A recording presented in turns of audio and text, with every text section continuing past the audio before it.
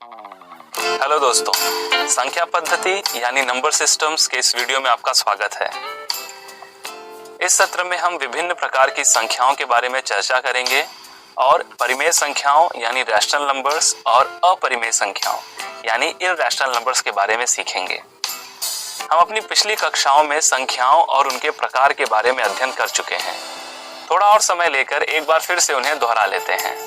शुरू करते हैं प्राकृतिक संख्याएं यानी नेचुरल नंबर से। यह वह संख्याएं हैं जो संख्या का नाम लेते ही दिमाग में आती हैं, जैसे कि 1, 2, 3, 4, 5, 6 इत्यादि। इसे हम प्रतीक n से प्रकट करते हैं। अब इनमें एक संख्या जोड़ते हैं 0, तो यह श्रृंखला कहलाएगी पूर्ण संख्याएं यानी होल नंबर्स, जो कुछ इस प्रकार हैं 0, 1, 2, 3, 4, 5, 6 इत्यादि, जिसे प्रतीक W से प्रकट किया जाता है। संख्याओं में अगर प्राकृतिक संख्याओं का ऋणात्मक रूप यानी ऋण 1, ऋण 2, ऋण 3 इत्यादि भी लें तो वह समूह कुछ इस प्रकार का बनेगा। इन्हें हम पूर्णांक यानी इंटीजर्स कहते हैं और प्रतीक Z से प्रकट करते हैं। क्या आपके मन में यह ख्याल नहीं आया कि इंटीजर्स को हम प्रतीक Z से क्यों प्रकट करते हैं, ना कि I से? Z जर्मन शब्द ज़हलीन से लिया गया है, जिसका अर्थ है गिनना, और ज़हल इस शब्द का अर्थ है संख्या। हम देख चुके हैं कि इन संख्याओं को संख्या रेखा यानी नंबर लाइन पर कैसे दर्शाते हैं। अब हम बात करते हैं परिमेय संख्याओं की यानी रैशनल नंबर्स। परिमेय संख्याएं वह होती हैं जिसे हम P/Q से दर्शाते हैं, जहां P और Q दोनों पूर्णांक हैं और Q शून्य नहीं है। इसे हम प्रतीक Q से प्रकट करते हैं, जो अंग्रेजी शब्द कोशंट यानी भागफल से लिया गया है। दोस्तों, लेकिन भागफल ही क्यों?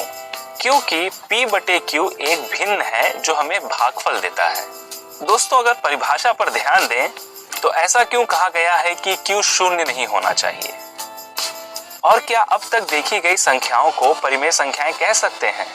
जी हाँ, हम इन सभी संख्याओं को P/Q के रूप में दर्शा सकते हैं, जैसे कि 30 को 30/1, ऋण 5 को ऋण 5/1।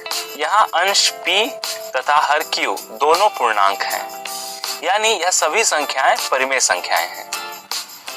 दोस्तों, क्या आप बता सकते हैं कि यह सभी भिन्न 3/2, 24/16, 15/10, 30/20 संख्या रेखा पर कहाँ स्थित हैं?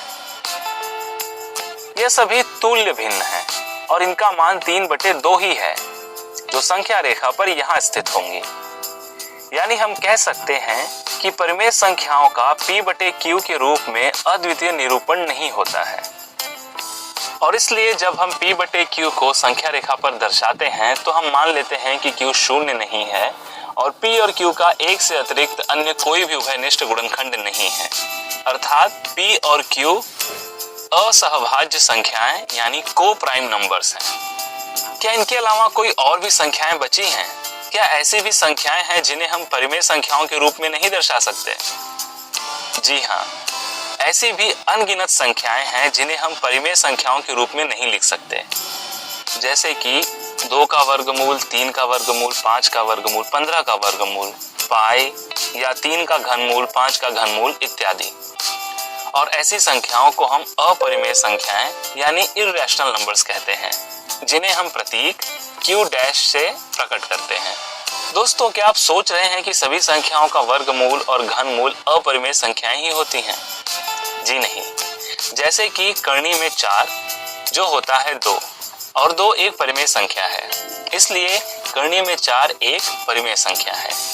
उसी तरह करनी में 9, करनी में 16, करनी में 25 भी परिमेय संख्याएं ही हैं।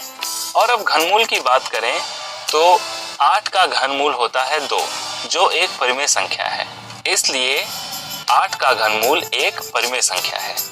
उसी तरह 27 का घनमूल, 64 का घनमूल, 125 का घनमूल भी परिमेय संख्याएं ही हैं। जो संख्याएं पूर्ण वर्गमूल यानी परफेक्ट स्क्वायर रूट्स या पूर्ण घनमूल यानी परफेक्ट क्यूब रूट्स होती हैं, वह संख्याएं परिमेय संख्याएं कहलाती हैं। और जिन संख्याओं का उचित या पूर्ण वर्गमूल, घनमूल इत्यादि नहीं होता है, उन्हें हम अपरिमेय संख्याएं कहते हैं।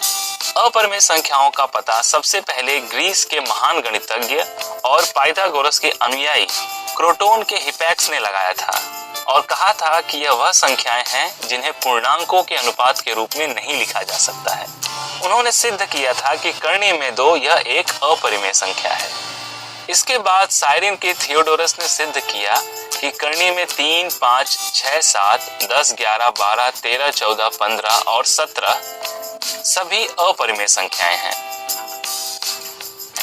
परिमेय और अपरिमेय इन दोनों संख्याओं को मिलाकर बनती हैं वास्तविक संख्याएं, यानी रियल नंबर्स, जिन्हें हम प्रतीक R से प्रकट करते हैं।